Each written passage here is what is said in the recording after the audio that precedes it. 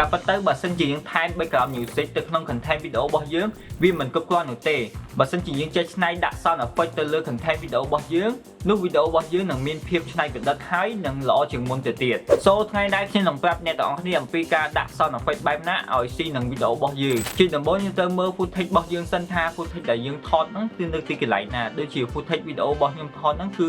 នៅកន្លែងដើមឈើមានទឹកមានសំឡេងសាច់ចាបឬក៏ពណ៌បៃតងជាដើមអញ្ចឹងប្រហែលជា sound effect ដែលខ្ញុំត្រូវដាក់ហ្នឹងគឺវាមានលក្ខណៈសំឡេងទឹកសំឡេងដើមឈើឬក៏មានខ្យល់តិចតួចឬក៏បែបលក្ខណៈមានចាបយំតិចតែអញ្ចឹងណាអូខេអញ្ចឹងយើងងាយស្រួលនឹងការទៅស្វែងរកមែនតើអញ្ចឹង website ដែលខ្ញុំស្វែងរកគឺ website មួយនេះគឺមាន sound effect ជាច្រើនហើយនឹង music ផងដែរខ្ញុំចូលក្នុង website ហ្នឹងហើយបន្ទាប់មកខ្ញុំនឹងធ្វើការវាយ sound effect ដែលខ្ញុំត្រូវការ download អញ្ចឹងណាអញ្ចឹងទី1 sound effect ដែលខ្ញុំត្រូវការគឺសំឡេងទឹកហើយនឹងសំឡេងសាច់ចាបហើយនឹងរបៀបលក្ខណៈមានខ្យល់តិចតួចឬក៏បែបលក្ខណៈខ្យល់លក្ខណៈនៅកន្លែងដើមឈើអញ្ចឹងណាអញ្ចឹងឥឡូវគឺការ download ទៅហើយអ្នកទាំងអស់គ្នាអាចធ្វើការទៅ download ក្នុង website sound effect បែបលក្ខណៈច្រើនមាន website ជាច្រើនដែរអញ្ចឹងបើសិនជាអ្នកគ្នាអត់ដឹងទេអាច download នៅក្នុង website នេះដែរខ្ញុំនឹងដាក់ link នៅខាងក្រោមអញ្ចឹងណាអញ្ចឹងអ្នកនរគ្នាអាចធ្វើការ download បានតោះយើងធ្វើការ play video តិចសិនមុននឹងធ្វើការដាក់ sound effect ចូលអញ្ចឹងខ្ញុំមាន2 sound សម្រាប់ដាក់ sound effect នៅក្នុងcontent video របស់ខ្ញុំដូចជាមានសំឡេងធម្មជាតិនិងសំឡេងសាប់ចាតហើយនឹងមានទឹកផងដែរអញ្ចឹងយើងអាចដាក់ចូលបន្ថែមទៀតទៅចាំ background music ចាំយើងដាក់បញ្ចូលបន្ថែមតទៅពីយើងដាក់ sound effect ហើយយើងនឹងដាក់ background music ដើម្បីឲ្យ content video របស់យើងមានភាពតាក់ទាញអូខេឥឡូវខ្ញុំធ្វើការដាក់ sound effect បែបលក្ខណៈសំឡេងសាប់ចាបចូលទៅក្នុង video content របស់ខ្ញុំហើយបន្ទាប់មកធ្វើការយក tool effect មួយនេះដែលវាដាក់ទៅវាជួយឲ្យសំឡេងយើងល្អហើយវាកាន់តែសំឡេងយើងកាន់តែស៊ីនឹងវីដេអូរបស់យើងទៀតបន្ទាប់មកខ្ញុំធ្វើការ add sound effect សំឡេងទឹកចូលបន្ថែមទៀតដែរអូខេខ្ញុំនឹងធ្វើ effect sound effect នេះគឺដូចគ្នា copy មកដើម្បីដាក់ចូលនៅក្នុង sound effect របស់យើងអូខេតោះយើងធ្វើការ play វីដេអូនឹងតិចទៅដើម្បីឲ្យមើលទៅថាវានឹងស៊ីនឹង content វីដេអូរបស់យើងអត់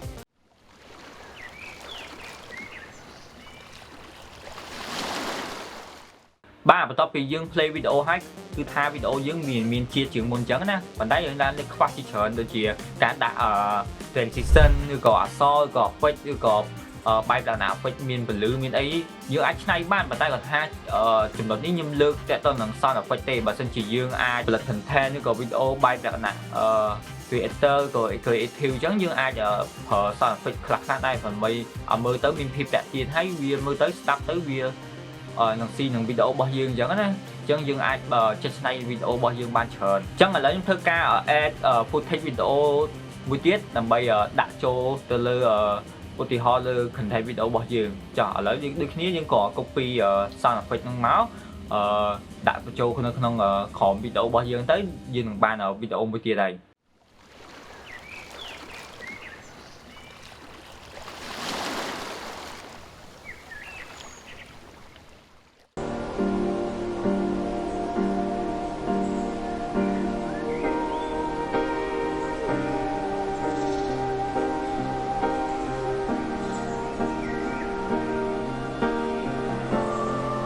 តែសូមបញ្ជាក់ដែរបើសិនជាយើង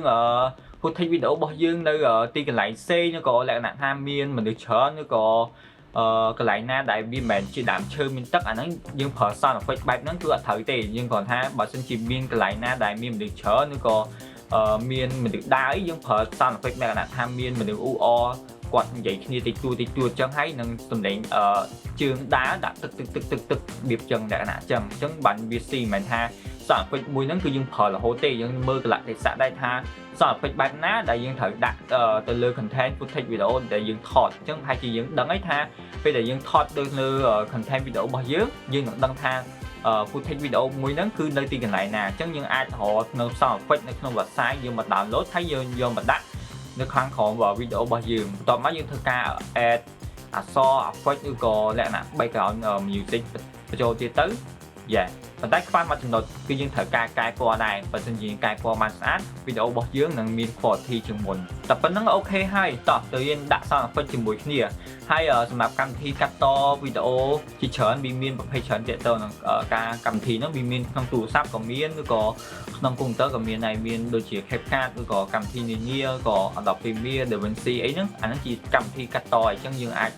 រៀនបានហើយយើងយកអក្សរ Effect ហ្នឹងទៅដាក់នៅក្នុងកម្មវិធីដែលយើងប្រើអញ្ចឹងណាអូខេសម្រាប់វីដេអូខ្ញុំនៅថ្ងៃនេះមានតែប៉ុណ្្នឹងទេបើសិនជាពេញចិត្តនៅវីដេអូរបស់ខ្ញុំកុំភ្លេចចុច Like Share Subscribe ទៅ YouTube ខ្ញុំផងជួបខ្ញុំដំហ្វៀមនៅវីដេអូថ្មីៗជាច្រើនទៀតអូខេបាយបាយ